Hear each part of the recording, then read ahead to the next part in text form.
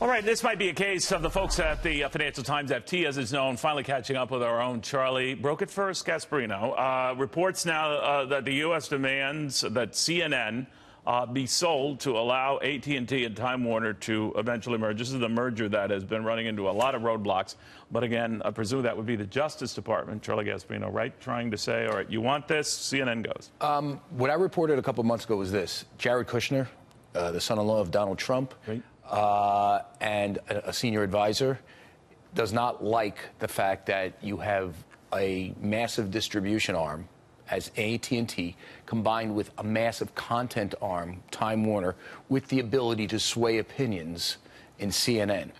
And what he was saying, with one of the few rare instances of agreement between Steve Bannon and Jared Kushner, was when they talked about this deal. Steve Bannon, when he was the presidential advisor at the time, was saying that they should not allow this deal to go through, the AT&T Time Warner merger, unless Time Warner sold off CNN, or maybe even fired Jeff Zucker. That was also the head of CNN. But AT&T is obviously going to fight this, right? I have no idea. I have heard that AT&T internally has entertained the thought of us selling CNN. There is no doubt in my mind. I've heard that from very good sources. They have actually had meetings about doing that as part of the merger, as to make the merger go through. Now, whether they will do it or not, I don't know. I think it's something. I think they'd rather sell CNN than lose the whole deal. Then lose the whole deal and keep. I think they'd like to keep HBO, as a matter of fact. That was. By the way, according to Reuters and some others here, is it Reuters? It does appear. Yeah, it is Reuters. That AT&T is indeed prepared to fight against any divestitures, which would presumably include CNN, in the event that this becomes a deal breaker. Would AT&T still buy Time Warner without CNN? I don't know. I mean, here's the thing. There's two ways of looking at CNN right now. Listen, their content, and content needs to be merged with a distribution arm. And by the way, they also are doing pretty well post-Trump. You know, in a Trump era, they are the loyal opposition, even more so than MSNBC. That's one way of looking at it. Another way of looking at it is that if you can get the whole thing, because Time Warner has other assets, HBO among them, and you can get a good price for CNN right now. You know, CNN could sell for a decent price. Who would buy it?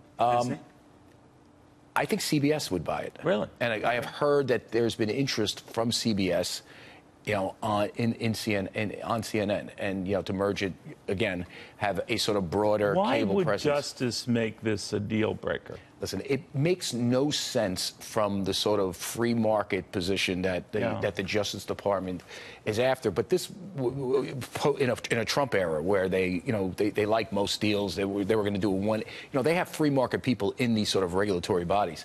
It actually makes no sense. It's a vertically integrated thing. You know, It would be company. It's not much overlap. You wouldn't be creating a monopoly. I think this comes down to the visceral hatred of Donald Trump of CNN, and he wants to make their lives miserable.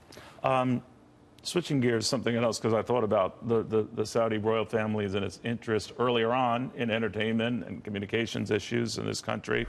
Prince Saud and on some of the others now under this house arrest at a Ritz-Carlton. Dozens of them hold up there. Not a bad place to be. Not a bad place to be. But where do you think this is going? I mean, we have obviously backed the new prince in this crackdown, but it's getting pretty serious here.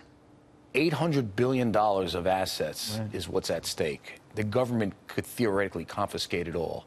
That would be an unbelievable thing if you confiscated. But he's going after, you know, family members here and doing this. If you confiscated all their wealth, that's going to send shockwaves through the world of finance. Listen.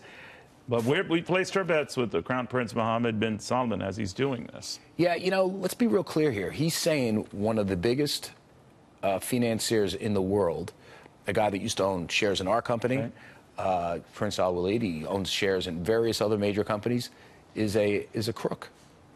Well, that's a huge story if that's true. And I'm not saying he is. He's saying it. They're all holed up in the Ritz-Carlton. Think they're drinking pumpkin spice lattes? Probably. If there's any way to destroy the urgency of the moment, the old gas stove will find it.